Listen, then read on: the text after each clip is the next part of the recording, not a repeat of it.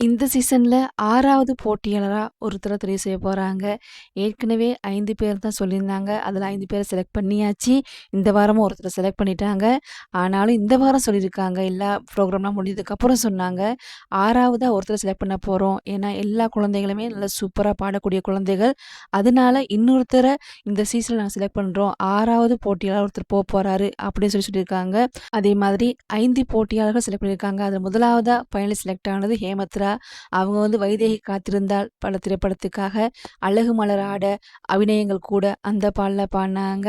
2வது ஃபைனலிஸ்ட்டா செலக்ட் ஆனது ஸ்ரீமதி செலக்ட் பண்ணாங்க. அவங்க வந்து படையப்பா திரைப்படத்துக்காக மின்சார கண்ணா என் மன்னா அந்த பாடல பாடுனாங்க. அடுத்ததா 3வதா தான் செலக்ட் ஆனாங்க நம்ம யோகஸ்ரீ. அவங்க வந்து பன்னீர் புஷ்பங்கள் திரைப்படத்துக்காக ஆனந்த ராகம் அந்த பாடல பாடுனாங்க. அதே மாரி 4வது ஃபைனலிஸ்ட் செலக்ட் ஆனாரு நம்ம திவினேஷ். அவர் வந்து படகோட்டி திரைப்படத்துக்காக கொடுத்ததெல்லாம் கொடுத்தார். இது யாருக்காக கொடுத்தார் அந்த பாடல பாடுனாருங்க. இந்த வாரம் 5வது போட்டியாளர் செலக்ட் பண்ணாங்க. அபினேஷ் செலக்ட் பண்ணாங்க. அவரு பாடுன பாடல் வந்து மலைத்துளி மலைத்துளி மண்ணில் சங்கம் அந்த பாடல பாடுனாங்க. எல்லாமே சூப்பரா பாடி 5 பேர் செலக்ட் ஆகிட்டாங்க. இனி 6வதா ஒருத்தர் செலக்ட் பண்ண போறாங்க.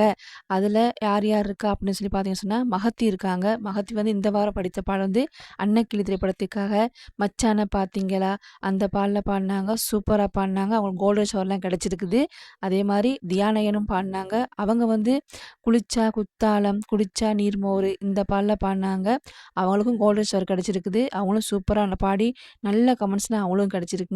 அதே மாரி ஷான்ட்ராக் பாடுனாரு. அவர் வந்து முதல்வன் திரைப்படத்துக்காக உப்பு கருவாடு, ஊற வச்ச சோறு இந்த பாடல பாடுனாருங்க. சூப்பரா பாடுனாரு. ஆனா அவருக்கு கோல்டன் ஷவர் கிடைக்கல. அடுத்ததா பாடுனது ஹர்ஷினி பாடுனாங்க. அவங்க வந்து கில்லி திரைப்படத்துக்காக அப்படி போடு போடு பாடல பாடுனாங்க. சூப்பரா பாடியிருந்தாங்க. அவங்களுக்கும் நல்ல கமெண்ட்ஸ் கிடைச்சு, கோல்டன் ஷவர்லாம் கிடைச்சிச்சுங்க. அதே மாரி புவனேஷும் பாடுனாரு. புவனேஷ் சின்ன குழந்தை. அவர் பாடின வாரணமாயிரம் திரைப்படத்துக்காக அவ என்ன என்ன தேடி வந்த அஞ்சல அந்த பாடல பாடுனாருங்க. சூப்பரா பாடுனாரு. அவருக்கு கோல்டன் ஷவர் கிடைக்கல. இப்படி 5 பேர் இருக்காங்க. இந்த 5 பேரும் நல்லா பாடக்கூடிய குழந்தைகள் தான். 5 பேருமே சூப்பரா பாடுனாங்க. இந்த 5 பேர்ல தான் ஒருத்தர் செலக்ட் ஆக போறாங்க. 6வது போட்டியாளரா போறாங்க. எல்லா குழந்தைகளும் சூப்பரா பாடக்கூடிய குழந்தைகள் தான். அடுத்த வாரம் கடும் போட்டியா இருக்க போகுது. பாடல் எல்லாமே ரொம்ப சூப்பரா டஃப்பான பாடலா தான் இருக்க போறாங்க. சூப்பரா பாடுவான்னு நினைக்கிறேன். ஏன்னா, அடுத்து 6வதா ஒருத்தர் செலக்ட் பண்ண போறதா சொல்லியிருக்காங்க.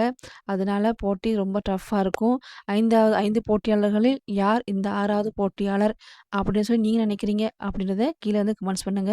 ஃபைனலுக்கு இன்னும் 2 வாரம் தான் இருக்கு. இந்த 2 வாரத்துல தெரிஞ்சிரும் யார் வின்னர் அப்படின்னு சொல்லி நீங்க என்ன நினைக்கிறீங்க? அப்படின்றதையும் கீழ வந்து கமெண்ட்ஸ் பண்ணுங்க.